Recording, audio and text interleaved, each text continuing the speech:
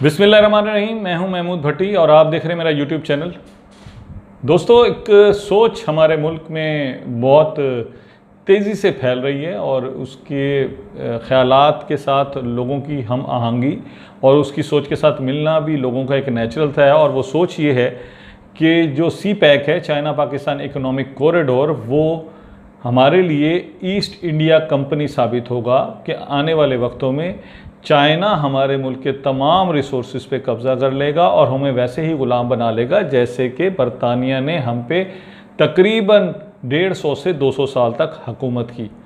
अब ये इसलिए बात हमारे कौम इसको डाइजेस्ट भी कर रही है, प्रिवेल भी कर रही है और लोग इसको बड़े गौर से सुन भी रहे हैं कि ये सोचना जो है बड़ा नेचुरल किस्म का है। जब एक कौम के साथ एक दफ़ा ये हादसा हो चुका हो जो हमारे साथ आज से 300 साल पहले हुआ, तो ये नेचुरल है, वो एक्सेप्ट कर रहे हैं जी। लोग इस सोच को बिल्कुल मान रहे हैं।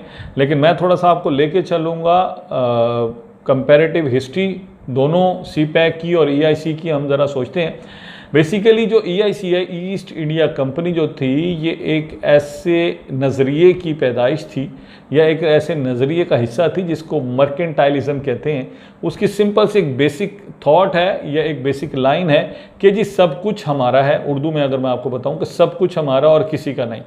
अब ये लाइन इतनी ख़तरनाक है कि अगर मैं आपको मर्केंटाइलिज़म के डिटेल में बताने जाऊं तो इसका जो फंक्शन था या उसकी जो डिटेल डिस्क्रिप्शन थी वो ये थी कि एक ख़ास खित्तों को जाके या कुछ इलाकों को जाके जहाँ पे वो फ़ौजी कब्ज़े के थ्रू या अपनी प्राइवेट आर्मीज़ को यूज़ करते हुए वहाँ पे कब्ज़ा कर सकते हैं, उनको कॉलोनी बनाएं। देन कॉलोनी बनाने के बाद उन ममालिक के रिसोर्सेज को, रॉ मटेरियल को वहाँ से लेके जाएं अपने पास, उनको कन्वर्ट करें, वैल्यू एडिशन करें उनको रीपैक करें और उसी कॉलोनी के मुल्क के लोगों को दोबारा बेचें।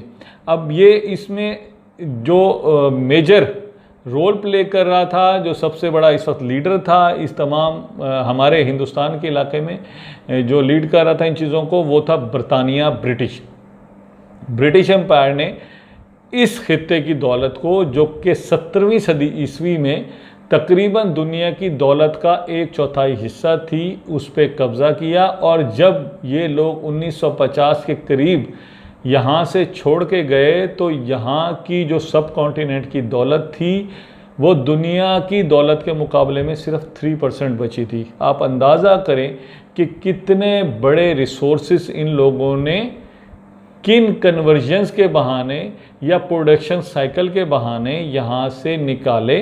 ख़जाना तो लूटा, उसके साथ साथ इन्होंने यहाँ के रॉ मटेरियल को लूटा, रॉ मटेरियल को अपने मुल्कों में लेके गए। अब वो सस्ता ख़रीदते थे और देन जब वो चीज़ें बनाई, वो बेसिक नेसेसिटीज़ ऑफ लाइफ थी, वो कपड़ा था, वो खाना पीना था, इंजीनियरिंग थी, मवासलात की चीज़ें थी, उनको वापस ला के इसी कॉलोनियल ममालिक में इन्होंने बेचा हैवी टैक्सेस के साथ। इसके मुकाबले में जब हम सी पैक को देखते हैं तो थोड़ा सा हम लोग ख़ुद भी जानते हैं कि चाइना बज़ाते ख़ुद भी इंपीरियलिज़म का शिकार है, एक सोशलिस्ट थॉट का मुल्क है, मगर वहाँ पे जो उस पार्टी की स्टाइल ऑफ वर्किंग है या जिस तरह वो काम कर रहे हैं वो तकरीबन कैपिटलिज़म से मिलता जुलता है। अब कैपिटलिज़म में नो डाउट कि जो मेजर थॉट काम करती है या मेन सोच काम करती है वो वही है जो मर्केंटाइलिज़म की है कि जी सब कुछ हमारा, किसी और का नहीं।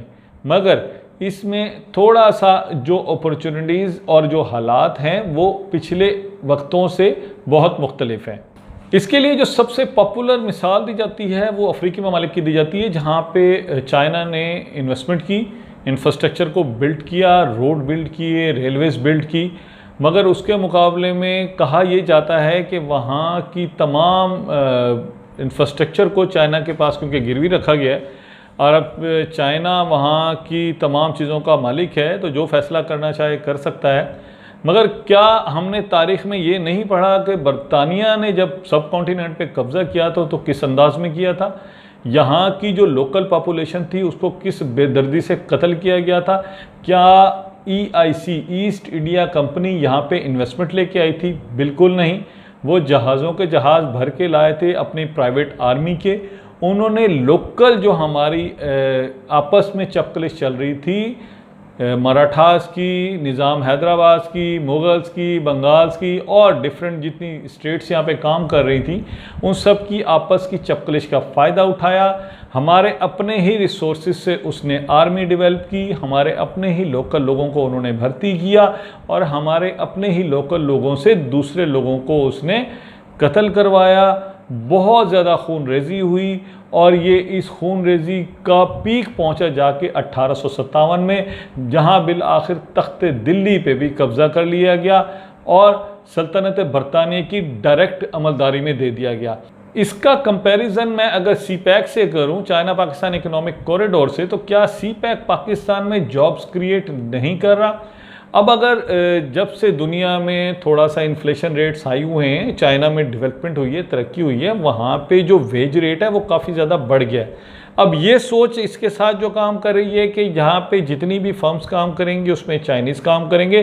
ڈیفینیٹلی انہوں نے جو یہاں پہ مین ایکسپرٹیز ہیں اپنے ہی انجینئرز کی لینی ہے.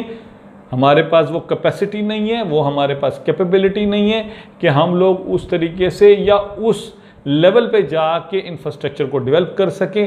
مگر چائنیز فرمز چاہے افریقہ میں کام کر رہی ہیں یا پاکستان میں کام کر رہی ہیں، وہاں کے لوکل لوگوں کے لیے جابز کریٹ ہو رہی ہیں. اور جو میں نے آپ کو کمپیریزن بتایا ہے کہ کیونکہ چائنا میں اس وقت ویج ریٹ کافی زیادہ ہو چکا ہے، تو چائنیز کمپنیز پریفر کر رہی ہیں کہ جو لوکل کمیونٹی ہے، جس میں پاکستان میں جہاں وہ انویسٹمنٹ کی بات ہو رہی ہے، تو یہاں کے لوکل لوگوں کو لیا جائے. اور ایکسپیکٹڈ یہ ہے کہ جو کہ انویسٹمنٹ کا والیوم ہے پاکستان میں آنے والے وقتوں میں وہ $50 بلین پلس کا ہے. تو جو ڈائریکٹ امپلائمنٹ ہے وہ تقریباً 3 لاکھ لوگوں سے زیادہ روزگار میسر ہوگا ہمارے ملک میں. اور یہ حقیقی بات ہے کہ یہاں کی ترقی میں اور خوشحالی میں ایک بڑا اہم کردار ہوگا سی پیک کا. ایک اور بڑا زبردست میں آپ کو کمپیریزن بتاتا ہوں. کیا ہم لوگ یہ سوچتے ہیں کہ پاکستان بھی سونے کی چڑیا ہے جیسے 17ویں صدی عیسوی میں ہندوستان تھا؟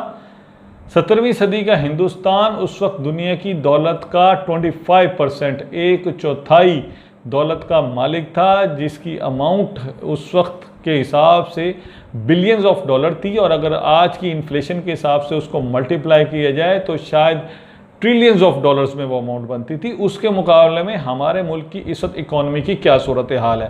میں شروع کرتا ہوں انرجی سیکٹر سے، کرائسس کا شکار.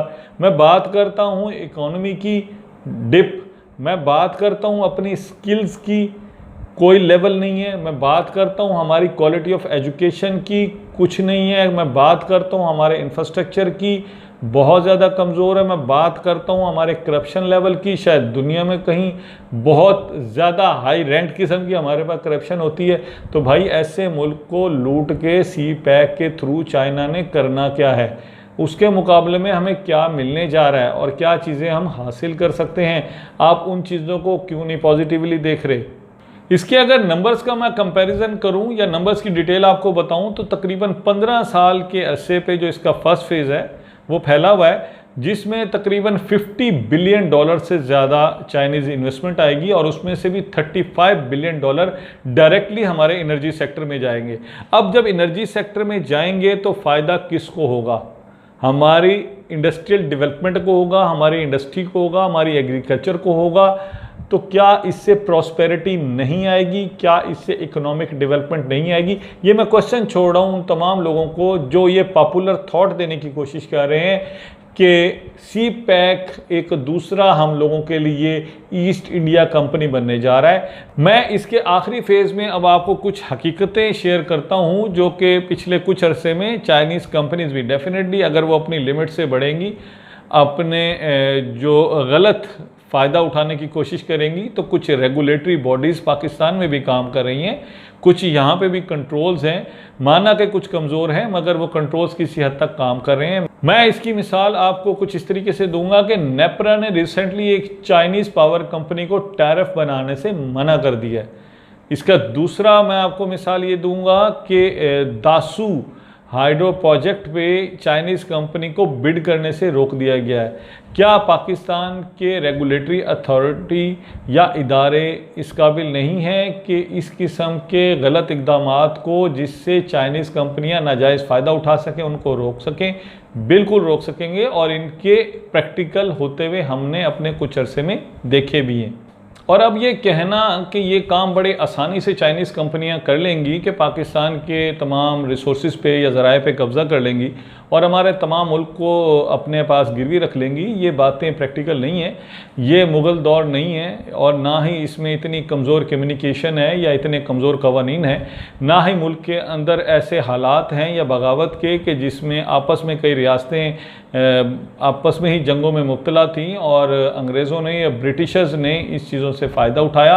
हाँ, ये ज़रूर हो सकता है कि जो school of thought CPEC की कामयाबी नहीं चाहता, उसमें आप भी जानते हैं और मैं भी जानता हूं कि कौन कौन से ममालिक और कौन कौन सी लॉबीज़ हैं जो सी पैक के ख़िलाफ़ काम कर रही हैं, जो कि अल्टीमेटली हमारी जो डेवलपमेंट या प्रॉस्पेरिटी का एक ज़रिया बनना है या एक रास्ता है हमारे मुल्क की डेवलपमेंट का और हमारे मुल्क की जियोपॉलिटिकल हैसियत को कैश कराने का, उसके ख़िलाफ़ ये लोग काम कर रहे हैं। मैं दुआ गो हूँ कि हमारे मुल्क की तरक्की और इकोनॉमिक डेवलपमेंट में सी पैक एक इम्पॉर्टेंट रोल प्ले करे और आने वाले वक्तों में हमारी कौम भी इस काबिल हो सके कि सी पैक जैसे प्रोजेक्ट्स को खुद मैनेज और हैंडल कर सके।